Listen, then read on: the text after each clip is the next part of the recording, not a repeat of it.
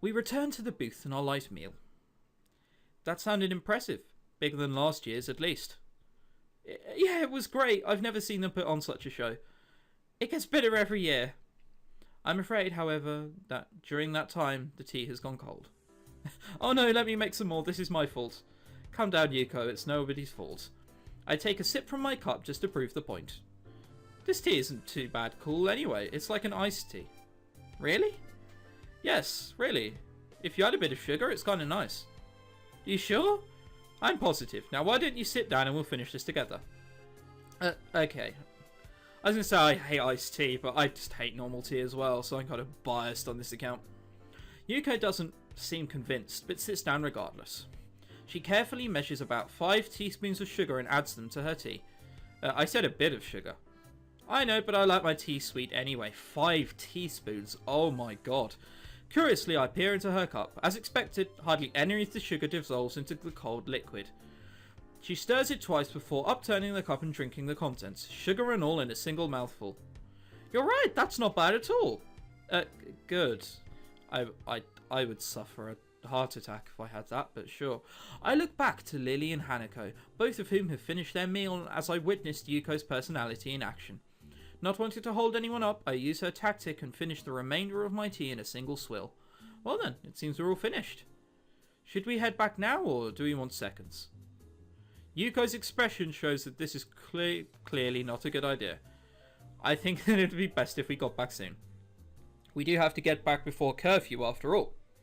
Oh, that is a good point. I'll meet you tomorrow, Yuko. I'll be looking forward to it, Lily.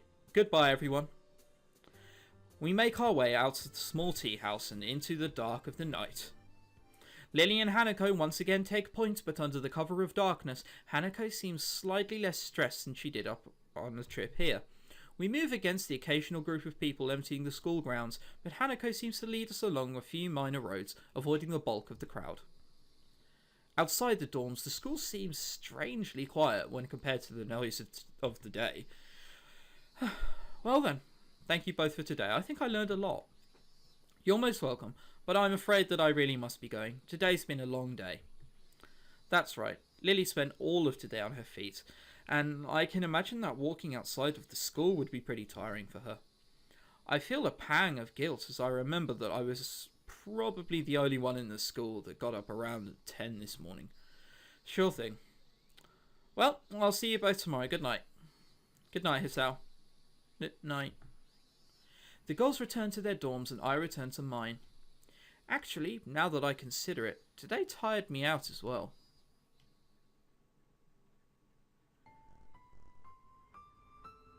Right.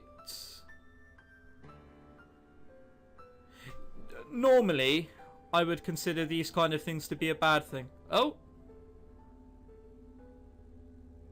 What's wrong with Hanako? Is that how she goes to sleep?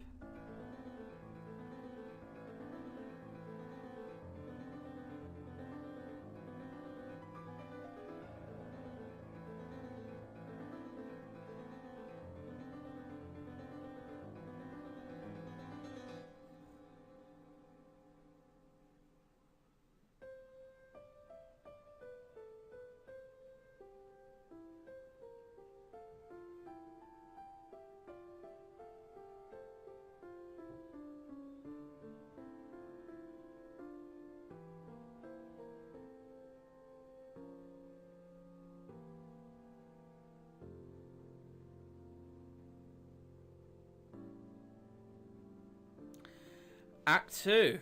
Bloody hell, I thought this time would never come. I thought it would be just appropriate to be silent over that and everyone can make their own associations as to what to do. My alarm blares into my ears, only to be swiftly silenced by my fist. Oh wow. My body switches into auto mode, carrying my subconscious self out of bed and into my uniform. As always, my bottles of pills sit on my desk, patiently waiting for me to take them out and pick out my daily dosage of medicine, 17 pills a day. Oh my god, that's a fair amount. Before I know it, I'm opening a door to Class 3-3, glad to see that I'm not the only one who seems a little hungover from festival week. Every face in the classroom looks gaunt. With the festival now over, it's as if everyone's life dreams have been achieved. With nothing left to live for, the students have relied on instincts alone to guide them to class. Or maybe I'm just reading too much into it. I slowly make my way to my seat, and it's only then I realise why the room is so peaceful. The seats beside mine are blissfully empty. The world's loudest interpreter for the deaf has yet to arrive. She wasn't here last couple lessons either, if my memory recalls, but my memory's terrible, so it might not. Oh!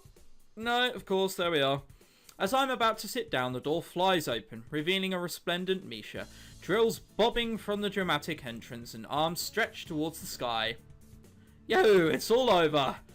It would appear that not everyone is affected by the post-festival depression. The rest of the class glare at her, obviously thinking the same thing I am. Misha, still frozen in the doorway with her arms still in the air, nervously looks around. It's obvious that she senses the foul mood, but can't work out exactly what to do. Suddenly, she jerks forward. Hey!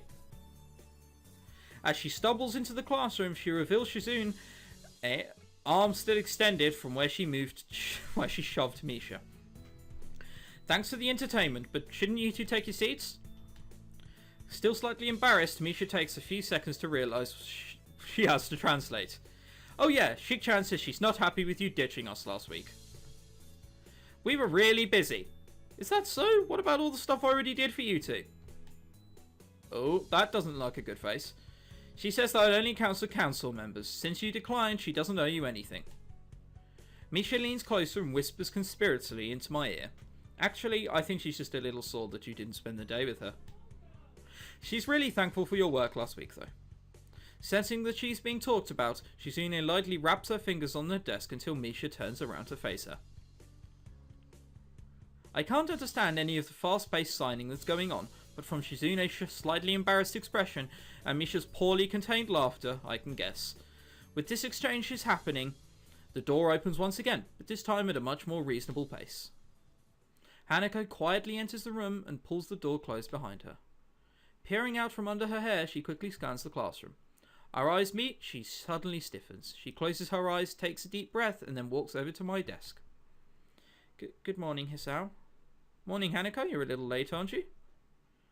I was talking to Lily. About today? Ah, so you've got her list then? We can leave straight after classes in that case. Or she's not able to go, is what I imagine she's going to say. Sure. Oh, right. Well, no. In that case, I was completely wrong. I'm looking forward to it. Hanako briefly flashes her embarrassed smile at me and then hurries off to her seat. During classes, it becomes apparent that it's not only the students that are a little despondent after the festival. Mewtwo gives us a list of exercises from the test book and then sits behind his desk. I totally forgot about the brief lunch period for a moment. Such is the banality of the day. It's mind-numbing, and everyone seems surprised when the bell signals the end of the lessons. As I am unpacking my bags, Shizune and Misha flank and entrap me. Oh god. Say, Hik-chan, it's still not too late to join up. There are lots of post-festival paperwork for us to complete. Sorry, Misha, I've got plans.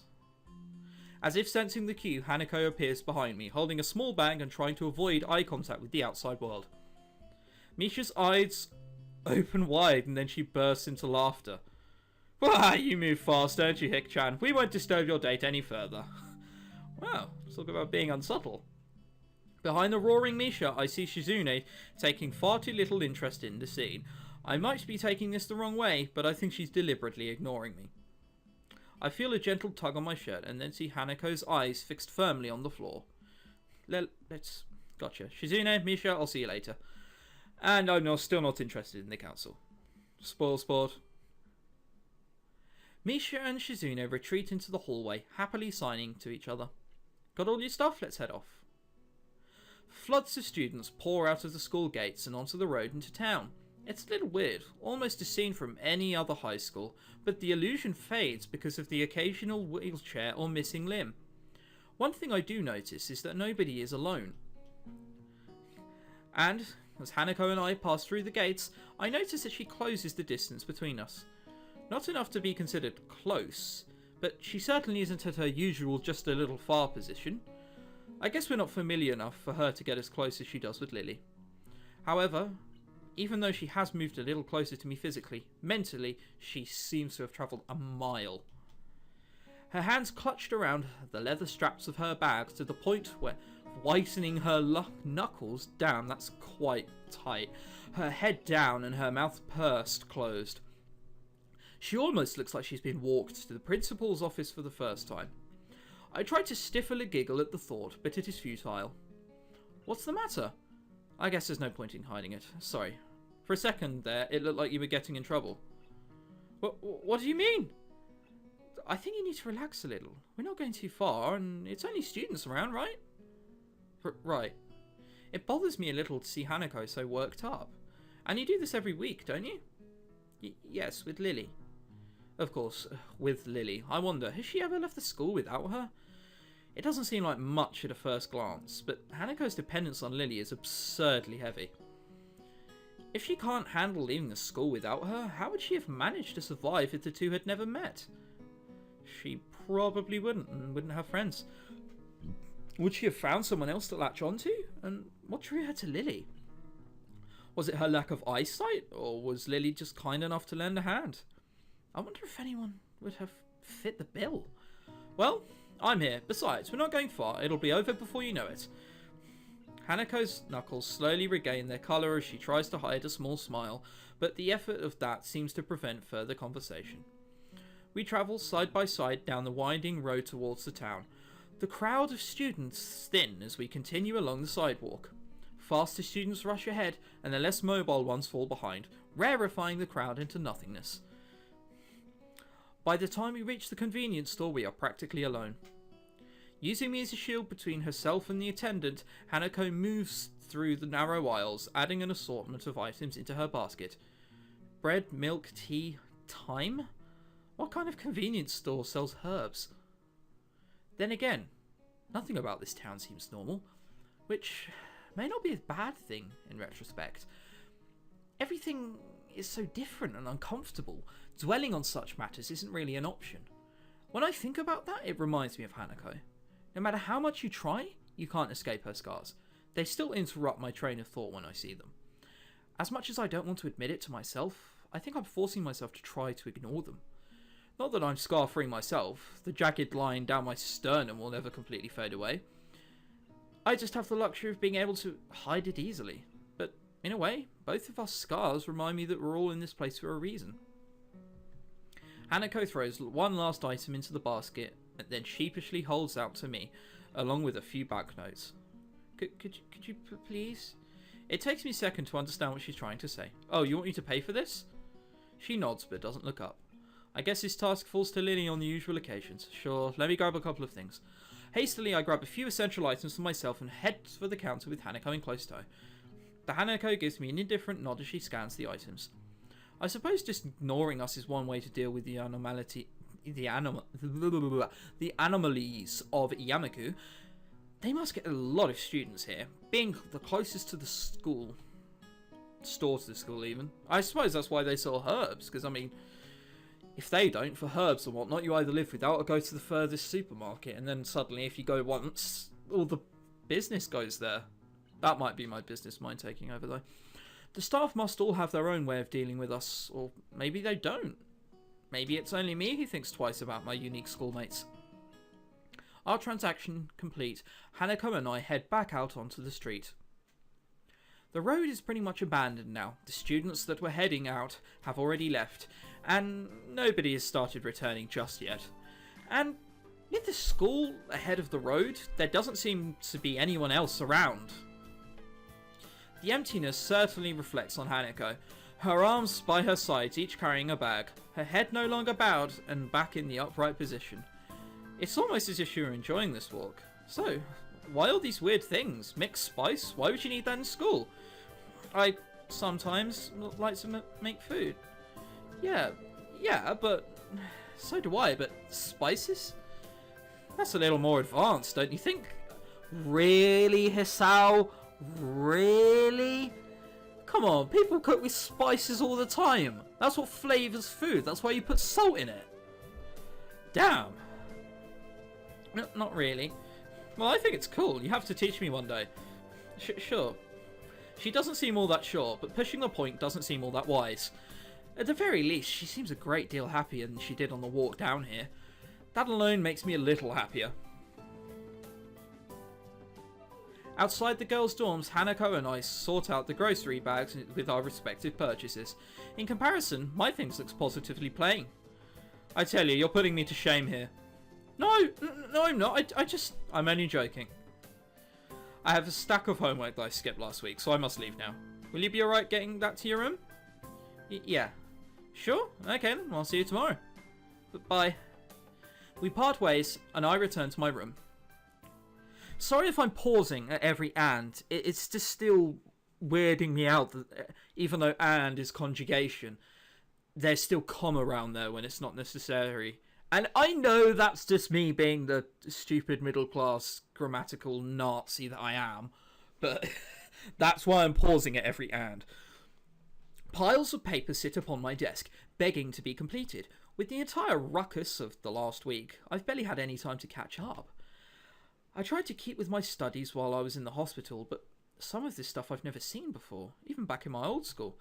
Totally unprepared, I pop the top of a can of drink and get to work. It's gonna... Alright, I thought we were gonna wake up for a second, and he's just like lying there on his desk, slowly nodding away. Because, I mean, this is Hisao. I don't expect really much more from him. Let's be honest, no one does.